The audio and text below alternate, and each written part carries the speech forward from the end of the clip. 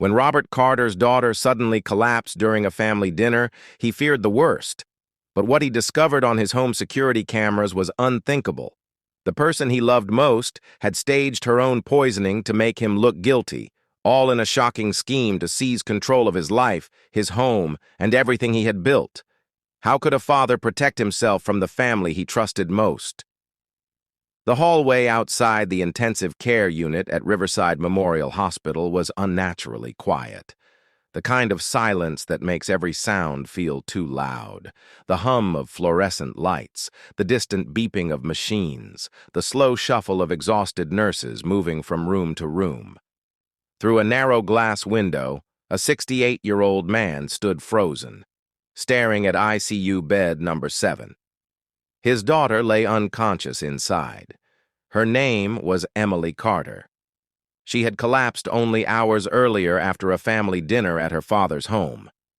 Now she was sedated, connected to tubes and monitors, fighting something no one had fully explained yet. As the man stood there, replaying every moment of the evening in his head, a young emergency room physician walked toward him. His name badge read, Dr. Daniel Park. The doctor did not make eye contact. He slowed just enough to brush past the man and quietly pressed something small into his palm. His hand was shaking. Before the man could react, Dr. Park kept walking, disappearing down the corridor. Confused and unsettled, the man looked down, a folded sticky note. He waited until the doctor was completely gone before opening it. The handwriting was rushed, messy, panicked. The note said the lab results did not match food poisoning. This was not an accident. Check your home security cameras before talking to anyone. The man felt his chest tighten. What he would see on those cameras would shatter everything he believed about his family. It would expose a calculated betrayal that had been unfolding for months, and it would nearly cost him everything he had built over a lifetime.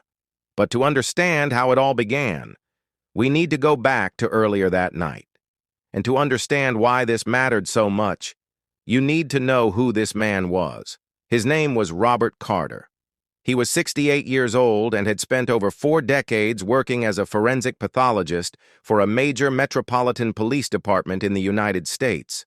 He had performed thousands of autopsies. He knew what accidental deaths looked like. He knew the signs of poisoning. He understood how the human body reacted to toxins. But none of that knowledge prepared him for seeing his own child lying helpless in a hospital bed. Fear has a way of erasing logic. Guilt has a way of cutting deeper than any scalpel. That Sunday had started normally. Emily had called her father around 2 in the afternoon, suggesting dinner at his house. Her voice sounded cheerful, but it felt forced, like she was performing happiness rather than feeling it. She and her husband, Jason Miller, had been visiting more often lately, almost every weekend. At first, Robert had welcomed it. After his wife passed away from cancer 4 years earlier, his world had grown quieter. Emily was his only child. But lately, something about the visits felt urgent, almost strategic. Still, Robert pushed the thought aside. He agreed to dinner and decided to make one of his late wife's old recipes. A simple roast chicken with herbs, the kind of meal that felt safe, familiar. Emily made a specific request. She asked him to open a bottle of wine he had been saving. A rare vintage he had received years earlier from a colleague. It was expensive, sentimental. When he asked what the occasion was, Emily brushed it off. She said life was short, that they should enjoy the good things while they could. The answer felt rushed. Robert spent the afternoon cooking. He set the table with the fine dishes his wife loved. He lit candles. He ironed cloth napkins he had not touched in years. By the time Emily and Jason arrived, the house smelled like memory, like family, like a version of life that no longer existed. But something was wrong the moment they stepped inside. Emily's hug felt hollow. Jason's handshake was aggressive, overly firm, like a challenge disguised as friendliness. They made small talk. They ate. They drank the wine. Underneath it all, there was tension.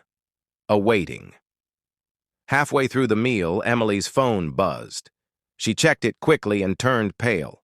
Her hand trembled as she set the phone face down. Jason noticed. He reached under the table and squeezed her knee, not gently, not reassuringly, more like a warning. Moments later, Emily pushed her chair back. She said she did not feel well.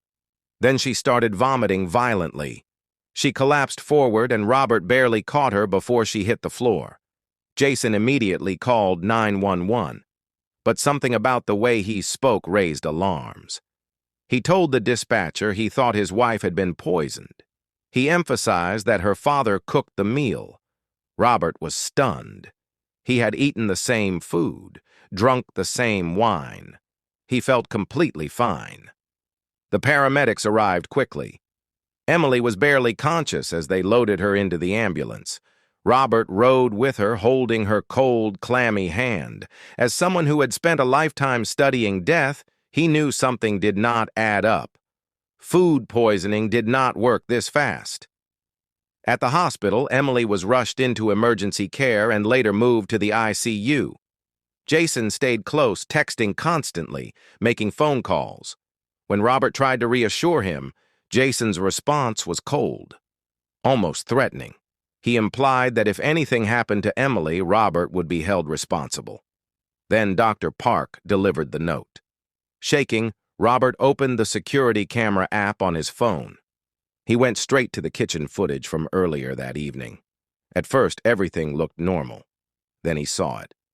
While Robert was distracted in another room and Jason kept him occupied, Emily reached into her purse. She pulled out a small vial. She poured